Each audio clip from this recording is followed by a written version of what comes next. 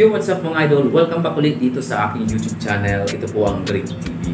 Panibagong araw, panibagong vlog, panibagong content mga idol. So meron tayong isang bus na nakalap at nakuha natin ang kanilang information tungkol sa kanilang biyahe.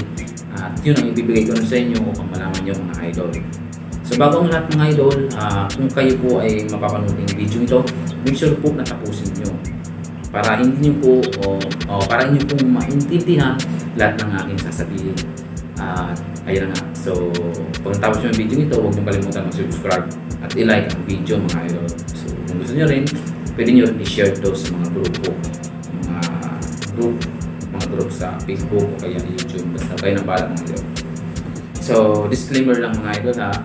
Yung i-update natin ngayon na base lamang sa kanilang linabas na information tungkol sa kanilang biyahe. Hindi tayo dadagdag o kukuha ng panibago at idadagdag dun sa kanilang binigay information. Hindi tayo gano'n mga idol. So, kung ano lamang ang binigay nila, yun lamang ang ibibigay ko sa inyo mga idol. So, ayun mga idol, bago tayo magsimula, shoutout nga pala sa lahat ng mga bagong supporters at mga bagong subscribers dyan. So, kung gusto magpa-shoutout po, pwede po kayo mag-comment dyan sa comment section. So, kung may gusto kayong ipa-update na bus, pwede rin kayo mag-comment sa video nito kung anong bus ang gusto nyo ipa-alam sa akin. So, ayun mga idol, hindi ko na patatagalin. Let's go!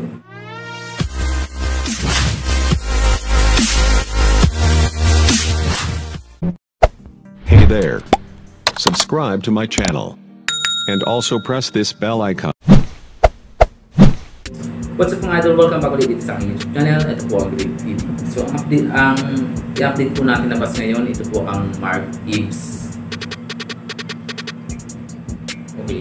Ang Mark Ives kasi mga idol ay naglabas ng kanilang information na bago lang naman ngayon. So, sisimulan po natin sa biyaheng Matnog to PITX. So, ang biyahe po ng Matnog to PITX mga idol sa mga hindi nakakalam, 12:30 PM ang alis sa Matnog.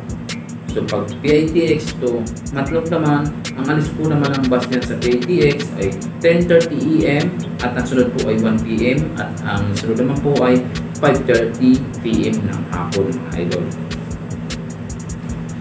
Mga idol, para naman sa mga sumasakay ng Pilar Terminal ng Mark Ives to PITX, ang alis po ng bus dyan ay 2:30 PM. Para naman po sa PITX to Pilar, ang alis naman po ng bus sa PITX ay 3:30 PM ng hapon mga idol. At para naman mga idol sa Tabaco to PITX. So ang alis po na bus din sa Tabaco papuntang PITX ay 5 PM ng hapon.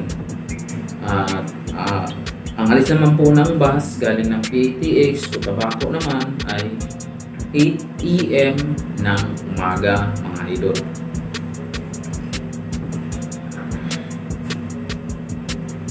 Okay. Mga idol, para sa mga ibang katanungan at ibang mga gusto nyong malaman, pwede po kayong pumunta sa Mark Ives Transit official page nila. Search nyo lang po yung at Mark Ives official dyan sa Facebook. Yan, lalabas po yan mga idol. So, about naman po sa requirements mga idol, make sure lamang po na meron kayo laging dala vaccination card, valid ID, o kung wala kayong valid ID, o kung wala kayong vaccination, pwede po kayo mag-present na antigen negative test. So, mag-antigen muna kayo bago yan. So, kung wala namang hinihingi, Mark Ives, walang problema. Pero mas sigurado po kung meron kayong dala-dala, kasi in case pa na ay hanapin kung saan man pababa nyo ng PTEX, hanapin sa inyo, meron kayong papakita. Para naman po sa contact details ng Mark Ives o ang contact number ng kanilang mga admin, meron po silang ibinigay na contact number. Ito po ang Smart at Globe. So, unahin po natin yung Smart. 0968 62-50356. Ayan po ang Smart contact number. At para naman po sa Globe contact number, 0906 474 3160. Ayan po ang contact number ng Mark Ames, so kanilang mga admin, mga idol.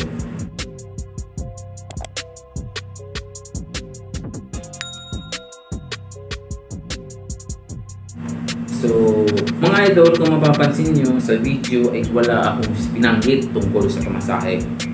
So, ayun mga idol, wala akong ibinigay na pamasahe ang Mark Ames kung magkano. So, kung gusto magtanong, kung hindi pa kayo makapunta sa kanilang terminal, pwede nyo pong tawagan yung ibinigay kong contact number na Smart at Globe. Yung Smart yung SIM nyo, pwede nyo tawagan yun. At kung Globe naman kayo, yung isa po pwede nyo tawagan mga idol about sa katanungan nyo sa pamasahe at sa kung ano pa gusto nyo itanong mga idol. Pero kung malapit lang naman kayo dyan sa mga terminal na panggagalingan ng Mark Ames, pumunta na lang po kayo sa kanilang ticketing office. Doon lang kayo magpa-reserve o kung gusto nyo, dito lang kayo magpa-reserve kung ilang araw mga idol. Kung anong araw kayo aalis, pwede naman ata yung mga idol. So, ayun mga idol, yung nakalap nating information na inalabas ng Mark Ames sa kanilang biyahe, location ng kanilang terminal. Sana po ay nakapagbigay ako sa inyo ng tulong at sana ay naunawaan nyo ang vlog natin ngayon mga idol.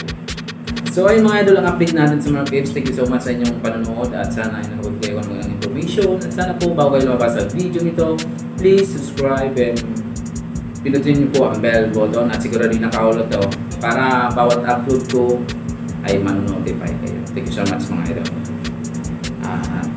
Ayun na nga, gusto ko magpa-shoutout, mag-comment po kayo dyan kung gusto niyo mag-update ng ibang biyahe na kung anong bus, pili ko mag-comment yan sa baba mga idol. So hanggang dito lang ang vlog na to. Ako po si Great TV. Maraming salamat sa inyong panonood at mabuhay kayo lagi. So mag-comment lang po kung may mga katanungan sa akin. Thank you so much. Bye-bye!